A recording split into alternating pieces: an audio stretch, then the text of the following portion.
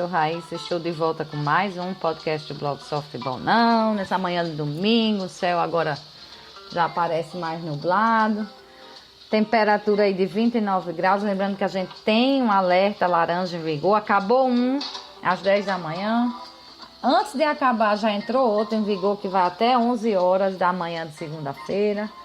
Falando aí que a gente tem um risco, né, de ter chuvas de entre 30 e 60 milímetros em apenas uma hora, ou de 50 a 100 milímetros num único dia, além de ventos intensos, né? As rajadas aí entre 60 e 100 quilômetros por hora. É muita coisa, né? Vento para arrancar árvore e tudo, se a gente realmente tiver aí no máximo. Então, cuidado para não ficar perto de árvores nesse dia, né? Enquanto dura esse alerta.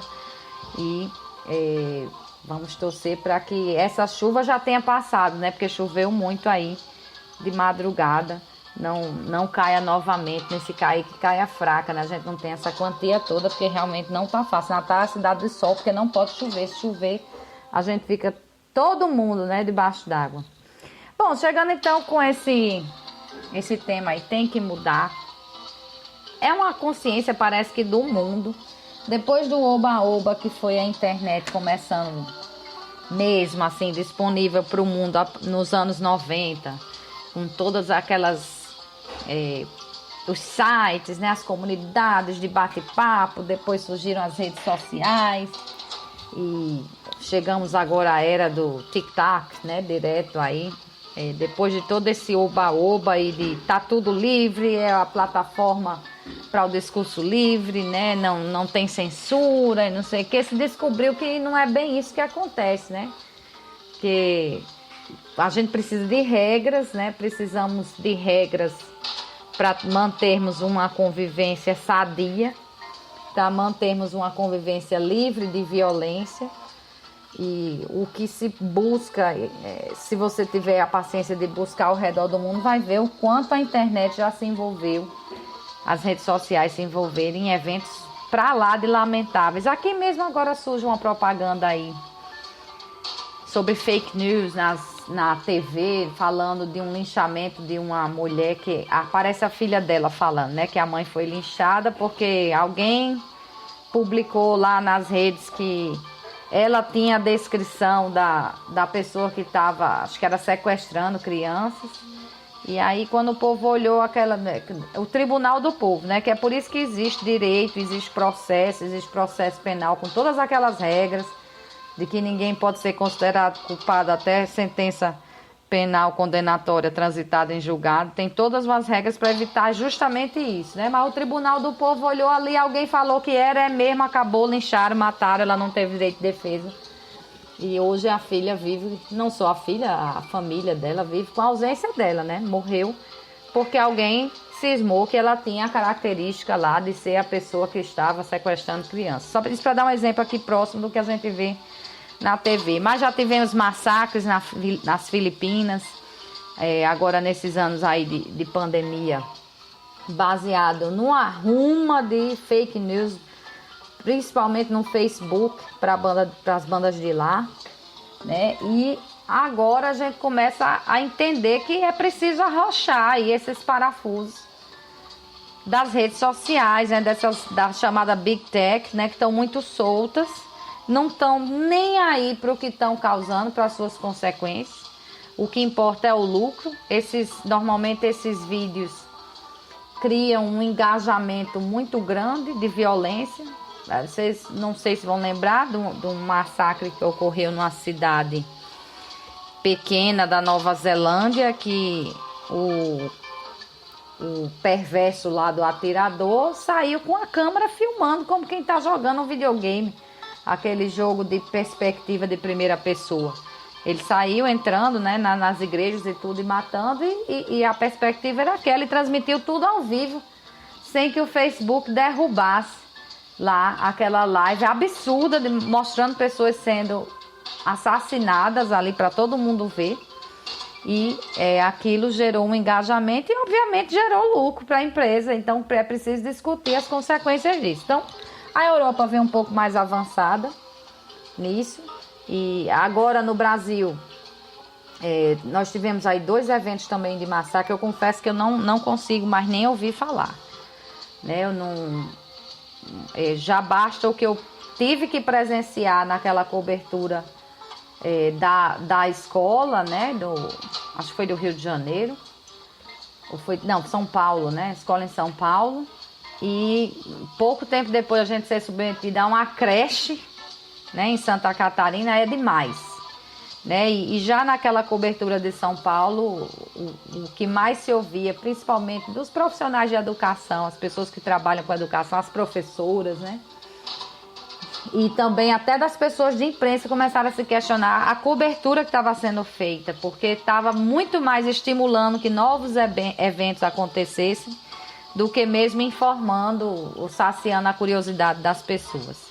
Isso também entra no foco da rede social, porque as imagens lá do circuito mostrando exatamente o momento do ataque, assim, com uma clareza de detalhes, os detalhes cruéis sendo exibidas, essas imagens rodaram também por WhatsApp, né, por essas redes. Então não é possível que hoje a gente tenha uma inteligência artificial que consegue bater papo com quem quer que seja, produzir textos enormes e bem feitos, assim, que para a mediocridade que se tem hoje do uso da língua portuguesa para quem produz textos, são textos que passam por pessoas que até tiveram um nível avançado de português, né? Pessoas que se aprofundaram na língua, porque hoje é possível você chegar no 3º grau, né, na universidade e não saber fazer uma conjugação, né? Eu encontro demais profissionais que não sabem fazer isso, até na área do ensino. E você pega então um robô que ele faz isso certinho, né? E dá para passar então para uma pessoa com mais instrução até do que alguém que tem um nível superior. Então, se você tem esse nível de inteligência artificial para fazer esse tipo de coisa, como é que você não tem uma inteligência artificial que identifique imediatamente a exibição de vídeos de violência, de apologia de violência? Por que eu estou usando lá o Twitter, usuário humana, né, pessoa humana? Eu já não gosto desse termo usuário, que parece que a gente está usando uma droga, mas é uma droga mesmo, vicia, né? Mas eu, como consumidora, como cliente lá do Twitter, sou eu que tenho que avisar para a rede que tem uma postagem lá de seu fulano que está publicando ou replicando vídeos de violência ou incentivando violência, discurso de ódio. Por que a própria inteligência artificial não identifica? E a pessoa que publicou aquilo é que vai discutir com a rede, fazer as suas provas, e deve ter uma comissão de pessoas lá para avaliar a decisão da inteligência artificial a respeito daquilo. Veja, não se trata de impedir que seja publicado, que seria uma censura. Mas publicou, foi identificado que é ligado à violência, que é uma apologia, que é um discurso de ódio, retira. É possível, a inteligência artificial faz isso, e depois que retira, você vai lá, discute se é ou não. É assim em quase todas as redes, por exemplo, com violação de direitos autorais. Você publica um vídeo no YouTube e tem uma música, um trecho de uma música mais longo ali, o dono dos direitos autorais da música bate em cima e diz: olha, ou você tira o som ou você vai passar os lucros desse vídeo, depende, né, da solução que a pessoa quiser, a pessoa que detém os direitos, né? E não é identificado, e não é retirado, e não se resolve. E se você não fez aquilo daquela forma, você não tem como se defender para que aquilo não seja retirado, né? E volte à publicação. Ou mesmo o Twitter mesmo já teve, por ter uma conta com mais seguidores, de vez em quando você faz uma movimentação que é maior e ele lhe retira achando que é um robô. Isso é antigamente, né? Quando o Twitter prestava, porque hoje você pode fazer praticamente tudo e nada é retirado, né? E ele retira e pede porque você prove que você é uma pessoa, pede uma foto assim, etc. E daí vai. Então, se tem condição de fazer isso, não faz porque não quer, não faz porque dá engajamento, não faz porque dá lucro. Então, a sociedade precisa discutir. É como eu digo, a Europa está um pouco na frente de cobrar isso em relação aos dados. Nós já temos aí 30 anos de uso de dados, que a gente usa Facebook, usa até o Orkut, né? Daquela época. Facebook, usa Instagram, usa Twitter, agora tem até a rede Q, a indiana, tem o TikTok, que é o chinês, né? A gente usa tudo isso, dá acesso a tudo, esse povo grava a gente, esse povo ouve a gente 24 horas por dia. Você pode ver que você comenta sobre um produto, um determinado produto, e aparece o Spotify agora, por exemplo, de tanto eu falar de mulheres, de direitos feministas, não sei o que, ele agora me ofertou uma playlist de mulheres ao redor do mundo, né, para eu ouvir. E chamada Equal é o nome da lista, né, igual. Quer dizer, é claro que eles têm como fazer, não fazem porque não querem, né? Então, se não quer, a gente tem que obrigar a fazer. E também entra a questão de nós como sociedade, porque é feito porque nós consumimos. Se nós não consumíssemos esse tipo de coisa, a própria rede daria um jeito de excluir, né? Porque ia atrapalhar, ela ia ter muito mais prejuízo com indenizações, por exemplo, do que lucro com o engajamento que gera. Então, é preciso também que a gente pare de consumir coisas que são feitas no sentido de sensacionalismo, quando o fato é real, mas se explora as coisas que não se deveria explorar, e principalmente de fake news, de mentiras que são propagadas, né? A gente está vivendo agora uma era em que a inteligência artificial consegue produzir uma selfie de Jesus Cristo com os apóstolos. Do Papa usando roupa de grife que não são reais, mas você olha de uma realidade que assusta, né? Então, ou a gente freia agora as redes sociais e até mesmo a forma como esse tipo de realidade é produzida pela inteligência artificial, ou nós teremos ainda mais problemas do que já temos. Há uma discussão aí no Supremo, né, nessa semana, de duas ações, justamente, uma professora e uma dona de casa que reclamam a respeito de postagens que foram feitas, que produziram ódio contra elas. É bem interessante ver, está na Folha hoje, né? E essas ações que praticamente de dinheiro não geram nada para elas, podem gerar uma mudança importantíssima para a sociedade em relação ao que as redes sociais têm que fazer.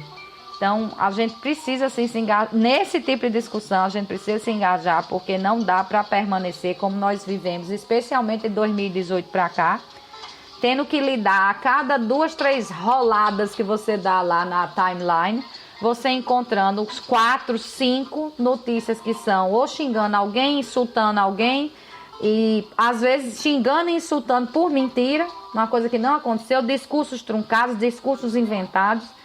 Não é para isso que as redes sociais estão ali, né? E aqui, ainda para avançar nisso, parece que aqui no Brasil a gente fecha os olhos para as coisas, mas o TikTok está sendo banido por todos os governos. Já foi aí Estados Unidos, Austrália, os últimos que eu lembro, Itália. A Itália baniu a inteligência artificial, né? Porque é comprovado que o TikTok está sendo usado para espionar as pessoas. Então, quem é funcionário do governo não pode mais usar nesses países aí.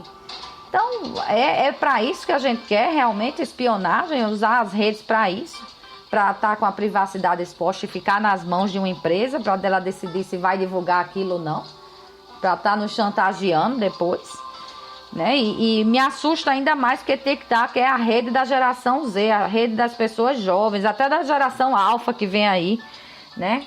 E, gente, rede social é para ser usada por maiores de idade, né? 18 anos, e acabou que tem condição de... A minha geração, por exemplo, veio conhecer isso já na universidade.